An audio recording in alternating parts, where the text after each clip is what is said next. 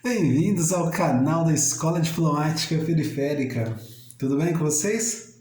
Sabe, eu comentei com vocês, eu estou fazendo atendimentos individualizados, né?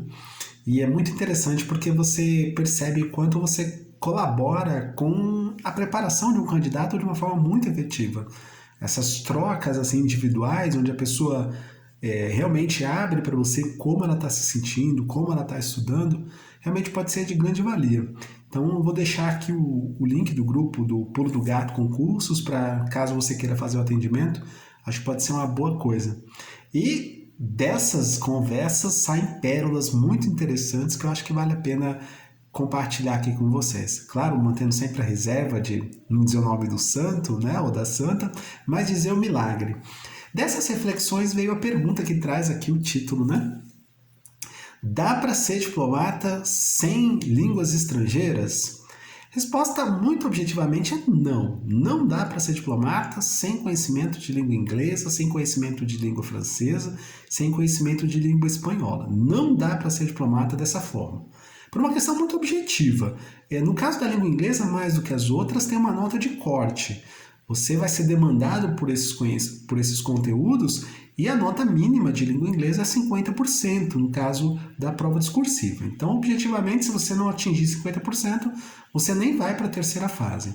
Agora, a boa notícia é que dá para aprender. E o público periférico geralmente não é muito estimulado, né? A famosa barreira linguística, que aí tem explicações da nossa formação educacional, mas a barreira linguística continua ainda sendo um obstáculo para a pessoa vislumbrar a carreira de diplomata. E eu acho que é isso que não pode acontecer, sabe? Eu não posso deixar de querer ser diplomata porque eventualmente eu não aprendi inglês, porque eventualmente eu não aprendi francês, não aprendi espanhol. Bem, a primeira coisa que eu queria lembrar é que você aprendeu língua portuguesa. Então, esse desafio você já superou. Agora, em relação às línguas estrangeiras, sobretudo na fase adulta, né, também é uma outra forma de aprender. Você não vai aprender línguas como aprende, por exemplo, um bilíngue, como aprende uma criança.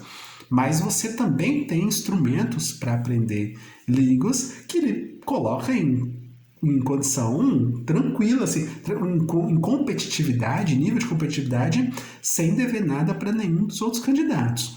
Ou seja, dá para aprender inglês, dá para aprender francês, dá para aprender espanhol sem ter morado fora, o que é o que muita gente pensa, sem ter estudado inglês desde criança. É claro, na fase adulta os instrumentos são diferentes, mas é possível aprender. E agora, sim, é importante dizer que vocês estão conversando com um candidato que passou por esse processo. Ou seja, eu fui aprender inglês, francês, espanhol também depois de adulto. E também foi o CACD que me estimulou a fazer esses cursos, essas leituras, esses exercícios. Talvez se não fosse o meu sonho de ser diplomata, não teria aprendido inglês, não teria aprendido francês, não teria aprendido espanhol. Acho que talvez seja uma boa coisa pensar que os aparentes obstáculos sejam geralmente exatamente o caminho para a gente prosseguir, né? Então olha assim, para onde está o obstáculo da sua preparação? E lembra que o obstáculo é o sinal, é o lugar para onde você tem que ir. E aí você vai superar esse obstáculo. E de obstáculo em obstáculo você chega na aprovação. O importante é superar o obstáculo. Então, para isso, a gente precisa identificá-los. Se for a barreira linguística, vamos lá. Eu queria deixar aqui duas ou três instruções, na verdade, sobre como você pode lidar com o conteúdo das línguas estrangeiras antes de fazer os cursos recomendados aí pelo mercado. Os cursos, e hoje também concordo com ele, com os professores, no sentido de que eles são necessários para você conhecer os critérios de avaliação da banca e ter seus exercícios submetidos a alguma correção. Nesse caso de submissão de correção, os professores prestam um serviço inestimável, sabe? Em algum momento da preparação, você vai precisar entregar os seus textos e submetê-los à correção. Agora, público periférico, CACDista periférico, CACDista periférica. Antes de aportar os recursos em línguas estrangeiras, existem algumas atividades que vocês podem exercer utilizando o tempo de vocês, algum esforço e o tempo de vocês. Eu me refiro àquilo que já está exposto no próprio edital do concurso. Eu me refiro a 2 elementos das línguas que vocês podem fazer aí mesmo, sem contratação de professor. O edital fala em correção gramatical e propriedade da linguagem. E aqui eu me refiro às 4 línguas do concurso. Me refiro à língua portuguesa, à língua inglesa, à língua francesa e à língua espanhola. Correção gramatical e propriedade da linguagem. Em relação à correção gramatical, gente, acesso à gramática para vocês acessarem a norma culta da língua. Então, a sintaxe da língua, o estilo da língua, ele, sobretudo, no registro da norma culta, vai ser fundamental para a realização da prova. Então, minha recomendação é que vocês façam aqueles exercícios de gramática. Sim, lembra daqueles exercícios mais básicos, né? Básicos aqui no sentido de ser os exercícios fundamentais, aqueles que estão na fundação da língua. Então, sim, façam exercícios gramaticais de inglês, realizem de exercícios gramaticais de francês, de espanhol e de língua portuguesa. Vocês precisam ter o domínio da norma culta dessas línguas, beleza? Então, se vocês estiverem com tempo escasso, não se percam muito nas séries do Netflix, nem naqueles textos que são de linguagem oral. Se concentre no registro da norma culta, sabe? E aí a gramática vai ser muito útil nesse sentido. Um segundo elemento que está no edital e vale a recomendação se refere à propriedade da linguagem. Também dá para fazer muita coisa nesse campo da propriedade da linguagem sem precisar aportar os recursos que serão necessários em algum momento. Volto a repetir, eu já disse isso em outros momentos, que na minha avaliação, se a cedista periférica, ou se a cedista periférica só aportaria recurso, só despenderia grana nesse concurso quando vir o seu nome lá no registro indo para a segunda fase do concurso. Ou seja, passei na primeira fase do concurso, aí sim vale a pena começar a aportar os recursos. É um marco genérico, é claro que você tem que ver a sua especificidade. Aliás, se precisar de ajuda para ver a sua especificidade, o link do Pulo do Gato está aqui para você fazer seu agendamento. Mas eu acho que um bom marco para você ver quando você vai começar a despender recursos seria a sua aprovação para a segunda fase. Então, em relação à propriedade da linguagem, no caso de língua portuguesa é um pouco diferente do que você pode fazer em relação às demais línguas estrangeiras. No caso da língua portuguesa, a propriedade da linguagem ela pode ser útil, ou melhor, você pode se valer das leituras do pensamento social brasileiro. Sim, pensamento social brasileiro. Você pode utilizar resenhas desses livros, como você pode ler, eu acho até mais interessante, ler as obras completas, ou pelo menos trechos das obras originais. Então vale muito a pena ler comentários e pedaços das obras do Sérgio Buarque de Holanda, do próprio Celso Furtado, dos demiurgos, no caso, né? Então falta o Gilberto Freire. Também seria muito interessante você ter contato com Darcy Ribeiro, Florestan Fernandes, Oliveira Lima, aí tem vários pensadores que de alguma forma contribuem para a construção do que é essa identidade nacional, do que é o Brasil.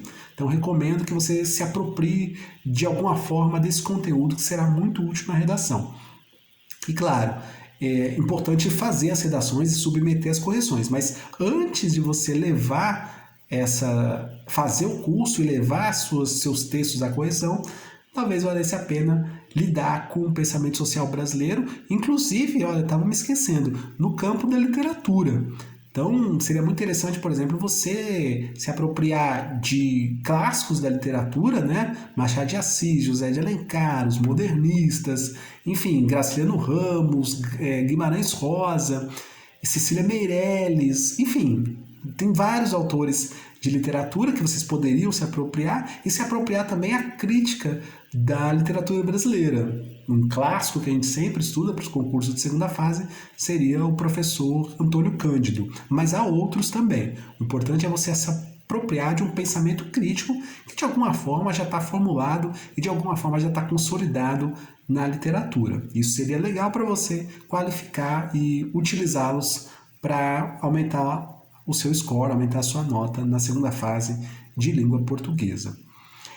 Em relação à língua estrangeira, propriedade da linguagem teria um outro significado, digamos, né? Claro que também é o uso da língua, não tenha dúvida. Agora, é interessante observar que no caso de língua estrangeira, a propriedade da linguagem está mais relacionada à necessidade do nativo ou da comunidade internacional, do outro, né? Entender o que você está expressando. Então, veja, não basta trocar um vocabulário por outro. Então, eu escrevo de uma forma em língua portuguesa e troco o vocabulário e passo para o inglês. Tradução, ou seja, comunicação em outra língua, ela necessariamente precisa envolver o entendimento do receptor da língua, né? Então, para a gente se assegurar que o estrangeiro, a comunidade internacional, melhor dizendo, entenda o que você está tentando expressar na língua deles, na língua que a gente chama tecnicamente da língua de chegada, nos obriga a usar as estruturas dessa língua de chegada. Então, quando a gente se refere à propriedade da linguagem, a gente está dizendo isso, olha, é preciso se apropriar da forma como o estrangeiro ou como o nativo daquela língua se apropria. Então, existe uma sintaxe própria. Existe vocabulários próprios para expressar determinadas ideias. E como é que a gente entra em contato com a propriedade da linguagem de cada uma dessas línguas que vão cair no CACD? Bem, collocation. Collocation é uma expressão que a gente utiliza em língua inglesa para dizer que a gente precisa ligar palavras que são afins umas com as outras, que combinam, né? Acho que a expressão combinar, a palavra combinar é mais interessante, mais precisa.